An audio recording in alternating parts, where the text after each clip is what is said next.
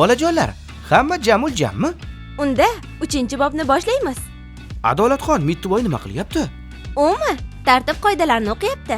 Tartib qoidalarini o'qiyapti? Qanaqa tartib qoidalar bo'ldi bu? Odilbek, qoidalar doim zarur. U o'yinchoqlar va o'quv qurollari darsxonada yoyilib yotishi mumkin emasligini, vaqtida ovqatlanish, qorong'i tushgandan keyin ko'chaga chiqmaslik kerakligini bilish kerak. Bo'lmasa, hamma yoq tartibsiz bo'lib ketadi. To'g'ri-ku, lekin Mittivoyimiz qiynalib ketdi shekilli. Bu qoidalaringni o'qiyman deb. Hech qisi yo'q, sekin-sekin o'rganib oladi. Unga doim tushuntirib boraman.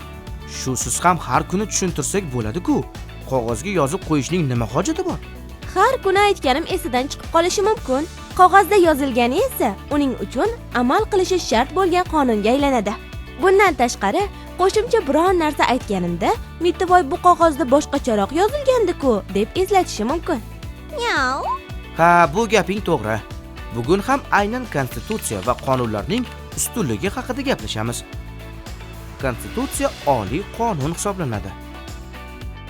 Konstitutsiyada barcha fuqarolar amal qilishi shart bo'lgan qonun qoidalar bor. 15-moddada O'zbekistonda biz o'rganayotgan mana shu konstitutsiya va qonunlar ustun ekanligi, ya'ni ularga birinchi navbatda amal qilinishi haqida yozilgan.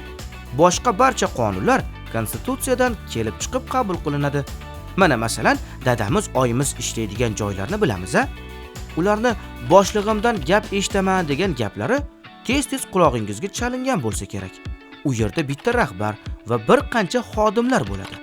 Demak, konstitutsiyani boshliq deb tasavvur qilsak, qolgan qoidalar esa unga bo'ysunadigan xodimlar bo'ladi. Konstitutsiya O'zbekistonning hamma hududlarida birdek qo'llaniladi. Ya'ni bir viloyatda bitta qonun, ikkinchisida boshqacha qonun bo'lmaydi. Masalan, maktabimizda yurish-turish qoidalari, ya'ni kiyinish madaniyati, darsga o'z vaqtida kelish, mashg'ulot paytida tartib saqlash qoidalar hamma sinflar uchun bir xil-ku, to'g'rimi? Maktab qoidalari hamma sinf o'quvchilariga bir xil talablarni qo'yadi. Xuddi shunday konstitutsiyamizda belgilangan qoidalar ham davlatimizning barcha hududlari, Samarqand, Buxoro, Toshkent, Farg'ona, Jizzax va boshqa hududlar uchun bir xil amal qiladi. Bilasizlarmi, tariximizda katta iz qoldirgan Amir Temur bobomiz davridanoq konstitutsiya bo'lgan. Bu Temur tuzuklari deb nomlangan. Uni Temur bobomizning o'zi yozgan. Katta urushlarda g'alaba qilgan, katta mamlakat barpo qilgan Temur bobomiz nahotki o'zi konstitutsiya yozib o'tirgan bo'lsa? Amir Temur bobomiz nomini eshitganda hammamizning xayolimizga birinchi bo'lib kuchli, hamma narsaga qodir odam, go'yo afsonaviy qahramon keladi. Lekin do'stlar, bobomiz o'z-o'zidan biz o'ylagandek supermen bo'lib qolmagan. Uning kuchi faqat urush yurishlarda emas, davlatni to'g'ri boshqarganida, adolatli qonun qoidalar yarata olganida edi. Konstitutsiya davlatimizning asosiy qonuni. Boshqa mamlakatlar bilan xalqaro shartnomalar tuzilganda esa boshqacharoq tartib bo'ladi. Tasavvur qilaylik. Ikkita qo'shnilarda shaharga chiqish uchun bitta umumiy yo'l bor. Agarda ikkita qo'shni ham o'z talabini qo'yib, yo'l meniki desa, nima bo'ladi? Masalan, qo'shnilardan biri bu yo'l bir paytlar bobosining hovlisiga tutash bo'lganini, yer aslida ota-bobosidan qolganini aytadi. Boshqasi bo'lsa, yo'l to'ppa-to'g'ri o'zining darvozasi tomonda ekanligini aytib, ko'proq o'zining haqqi borligini aytadi. Nima qilish kerak?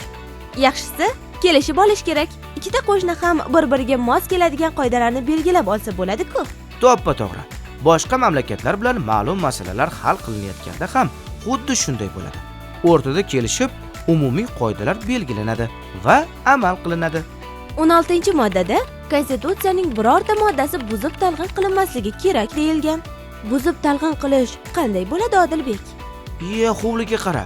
Hamma o'quv qurollari va o'yinchoqlar yoyilib yotibdi.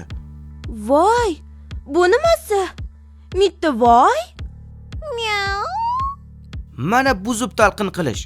Mittivoy, sen yozgan qoidalaringni buzib talqin qilyapsan. Ya'ni qoidalaringda o'yinchoqlar va o'quv qurollari darsxonada yoyilib yotmasin deb yozilgan. Mittivoy esa buni demak hovlida titib tashlasa bo'ladi deb tushungan. Mittivoy hali kichkinada, lekin davlatda aslo bu mumkin emas. qoidalarni buzib talqin qilishga yo'l qo'yilmaydi.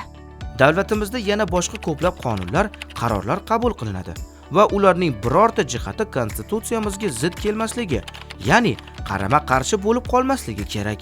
Masalan, men Mittivoy uchun yozgan qoidalarimda uning vaqtida ovqatlanishi kerakligi haqida yozganman.